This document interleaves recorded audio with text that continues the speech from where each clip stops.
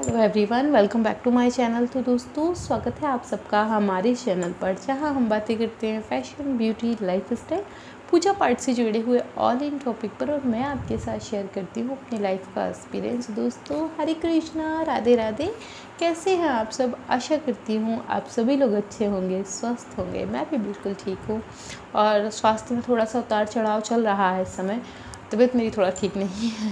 मेरे पास किसी कमेंट भी आए थे, दीदी आप पहले से बहुत पतली हो गई है और आपकी आवाज़ भी कुछ डाउन हो गई। हाँ, तबीयत मेरी नहीं सही है। एक्चुअली हुआ क्या है, इस बीच इतनी शादियाँ हो गई, इतना भागदौड़ हो गई यहाँ वहाँ, और उस वजह से ना जब मैं ज़रूर से ज़्यादा ट्रैवल कर लेती हूँ तो मैं बहुत परेशान हो जाती हूँ। तो बस परेशान बहुत हो गई, उसी वजह से मैं बीमार भी हो गई, मुझे फीवर वगैरह भी आ गया। फ़िलहाल रिकवर हो रही हूँ, ठीक हूँ। वैसे मैं इतना ऐसा कुछ भी नहीं है कि नहीं बहुत ज़्यादा सीरियस कंडीशन, ऐसा नहीं है, ठीक है। लेकिन हाँ, थोड़ा सा एक बार मामला बिगड़ता है तो फिर प्रॉब्लम तो हो ही जाती है, बस वही है। चलिए, आज ये वीडियो डिफरेंट है। ये वीडियो आज तक हमारे चैनल पर नहीं बना है, इसलिए मैं बता रही हूँ। किसी का कमेंट था कि दीदी क्या जयंती सभी लोगों को बोना कंपलसरी है? क्या हम सभी जितने लोग 9 दिन का व्रत करते हैं, आराधना करते हैं, क्या हमारे लिए जॉब होना इतना ज़रूरी है? मैं तो स्टूडेंट हूँ, कॉलेज में रहता हूँ, मैं कैसे जॉब होऊंगा? या फिर मैं गर्ल्स हूँ, मुझे पीरियड आ सकते हैं, मैं जॉब नहीं बोल सकती? या हमारे घर में किसी की मृत्यु हुई है, हम कैसे जॉब हुए? इस तरीके के मेरे पास ढेरों सवाल थे। चलिए, इस पर हम विस्तार से बात करेंगे और मैं अपनी पूरी कोशिश करूँगी कि आप सभी लोगों के जितने भी डाउट हैं मैं इस वीडियो में ज़रूर क्लियर कर दूँ। और आशा करती हूँ कि इस बदले आप मेरा जो है वो चैनल ज़रूर सब्सक्राइब करेंगे, वीडियो को ज़रूर लाइक करेंगे, क्योंकि मेहनत बहुत लगती है भाई। अगर आप लोग अप्रिशिएट नहीं करेंगे तो कैसे काम चलेगा। तो हम चलते हैं आगे की तरफ। सबसे पहले तो जॉब होने की विधि ही समझ लेते हैं।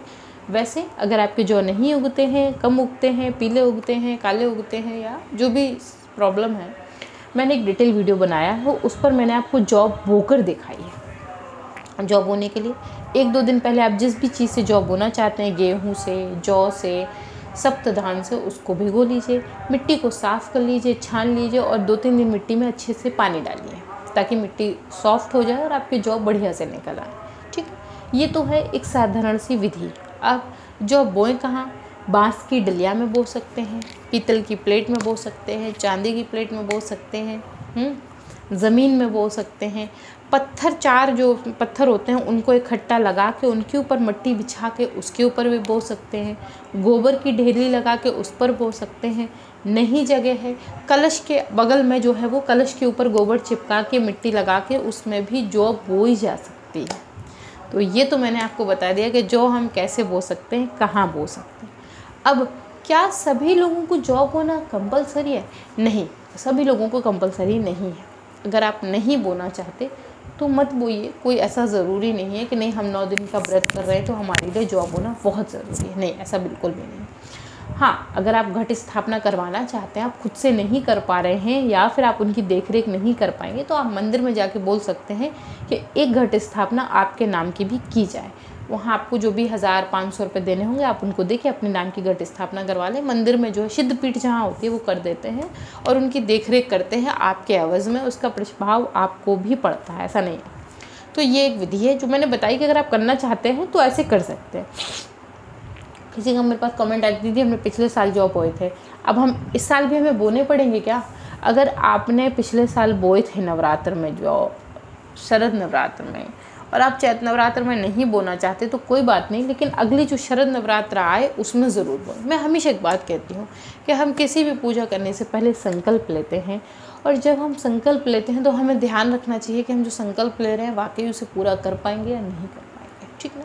तो जैसे कि अगर आपने अगले साल शरद नवरात्र में जॉब बोए थे और आप चैत नवरात्र में नहीं बोना चाहते, कोई बात नहीं, कोई ज़रूर नहीं, लेकिन शरद नवरात्र जब आए तो ज़रूर बोइएगा। ठीक है ना? इसको नियम में शामिल करिए, इससे आपकी पूजा हमेशा पूर्ण होती है। ऐसा नहीं कि हमने इस बार कुछ और संकल्प ले लिया, अगली बार हमने फिर कुछ और संकल्प ले लिया, फिर अगली बार कुछ और संकल्प ले लिया।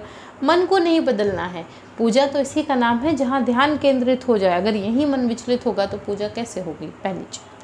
अब तो दीदी हमने आज तक जौ नहीं बोया, हम 9 दिन का सिर्फ व्रत करते आए हैं, क्या हमारे लिए जॉब होना ज़रूरी? नहीं, बिल्कुल ज़रूरी नहीं है। अगर आज तक आपने नहीं बोया है, आप सिर्फ 9 दिन का व्रत करते आए हैं, तो बिल्कुल भी ज़रूरी तो क्या ऐसा नहीं है कि नहीं आपको बोना ही है, कोई ज़रूरी नहीं है। और जब तक आप अपने आप को क्षमतावान ना समझ लें तब तक ना बोएं, ठीक है।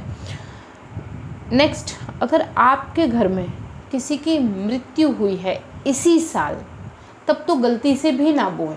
इस साल को बचा के अगले साल बो सकते हैं। जैसे कि मैं समझा देती हूँ डिटेल में।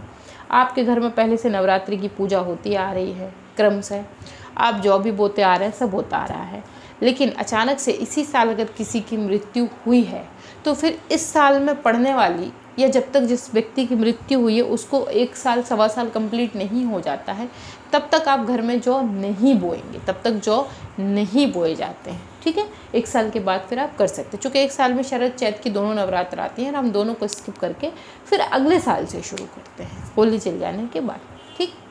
तो अगर आपके घर में मृत्यु हुई है और ये नियम पहले से फॉलो करते आ रहे हैं, तो जिस दिन आपके घर में मृत्यु हुई थी उसके बाद से आपकी कम से कम 2 नवरात्रि निकलेंगी, आप जौ नहीं बोएंगे, ठीक है ना। और कौन नहीं बो सकता?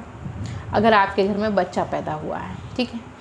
इसका मतलब ये बिल्कुल भी नहीं है कि आप जो है वो लखनऊ में रहते हैं और बच्चा जो है वो विदेश में पैदा हुआ है तो आप बो सकते हैं, नहीं, बिल्कुल भी नहीं। जब तक घर में शुद्धिकरण की तिथि पूरी ना हो जाए तब तक आप जौ नहीं बो सकते। तो सबसे पहले आप पता कर लें कि आपके घर में ऐसी कोई स्थिति तो नहीं है, 2-4 दिन में बच्चे का जन्म तो नहीं होने वाला है जिसका जन्म नवरात्र के अंदर ही हो। अगर ऐसा है तो फिर आप स्किप कर दें, ये बताते हुए कि ईश्वर अब हमारे घर में तो जन्म होने वाला है तो शोर बैठ जाएगी, तो फिर पूजा पाठ वाले कार्यक्रम बंद कर दिए जाते हैं, ठीक।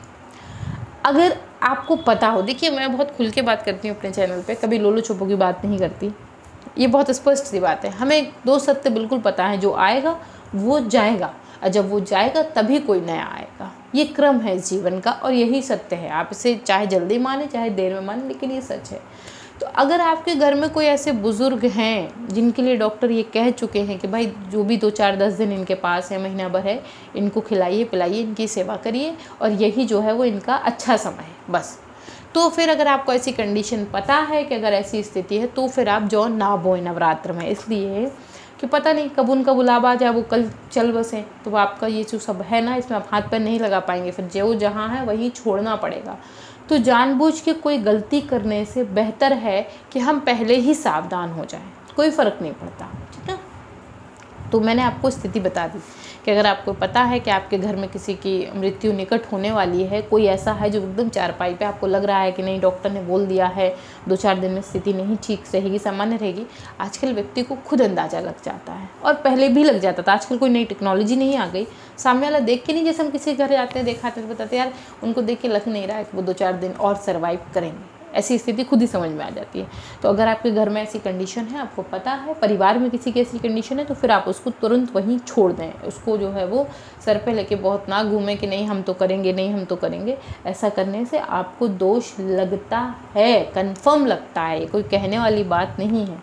बकाया कि आपके ऊपर कोई जोर दबाव नहीं है, आप करना चाहते हैं तो करिए। आप अपने कुल की परंपरा को पहले पता कर लीजिए। सर्वप्रथम कोई भी पूजा पाठ व्रत विधि दान करने से पहले पता कर लें कि आपके कुल में क्या परंपराएं चली आ रही हैं। उन परंपराओं को अगर आप पता कर लेंगे तो फिर आपके लिए बहुत आसान हो जाएगा, आपको बिल्कुल भी दिक्कत जो है वो नहीं होगी। तो दोस्तों मैं आशा करती हूँ कि ये वीडियो से आपको जानकारी लग गई होगी कि जयंती कैसे बोनी है, कहाँ बोनी है, किस विधि से बोनी है और किसे बोनी है, किसे नहीं बोनी है। तो इस पे चूँकि चैनल पे बच्चे भी हैं, बहुत सारे सवाल होते हैं तो उनके जवाब हो गए।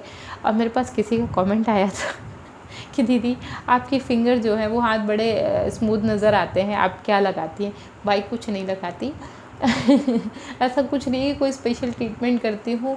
हाँ थोड़ा सा ये है कि होम रेमेडी पर थोड़ा सा मेरा ध्यान रहता है। जैसे कि आलू काटा तो आलू का पानी हाथ के हाथ ऐसे कर लिया और 2 मिनट हाथों को वॉश कर दिया तो उसमें हाथों की ब्लीच हो जाती है। कॉफ़ी बना रही हूँ, कभी वहीं किचन में खड़े खड़े थोड़ा सा कॉफ़ी लेके ऐसे ऐसे मल दिया तो इससे जो है वो स्क्रबिंग हाथ के हाथ हो जाती है। बहुत ऐसा टिटम्बा नहीं करती मैं कि नहीं अब ये भी रखा ये भी रखा, अब लगे पड़े हैं घिसने, ऐसा कुछ नहीं है। हाथों को मॉइस्चराइज रखती हूँ, क्रीम वगैरह लगाती रहती हूँ। तो बस ऐसी कंडीशन है। और पता नहीं क्यों आप लोगों को बहुत स्मूथ लगते हैं, मुझे तो अब भी पता नहीं क्यों बड़े रफ से लगते हैं। तो ये है। तो दोस्तों आशा करती हूँ कि वीडियो आपको पसंद आई होगी। अगर वीडियो पसंद आई है तो मेक श्योर आप वीडियो को लाइक करें, चैनल पर नए हैं तो चैनल को सब्सक्राइब ज़रूर करें, फ्रेंड एंड फैमिली के साथ शेयर करना बिल्कुल मत भूलें। और आप हमें इंस्टा पे ज्वाइन कर सकते हैं लेटेस्ट वीडियो के अपडेट के लिए। वहाँ पर मैं नई नई वीडियो जो है वो अपडेट जो है वो शेयर करती हूँ। हमारा नया चैनल है नखरीली शिवा, आप वहाँ पर भी विज़िट कर सकते हैं। और वहाँ पर अगर आप हमें विज़िट करेंगे तो आप अपडेटेड रहेंगे। तो मैं मिलती हूँ आपसे एक और नई वीडियो के साथ। तब तक के लिए हरे कृष्णा, राधे राधे, जय माता दी, बाय बाय।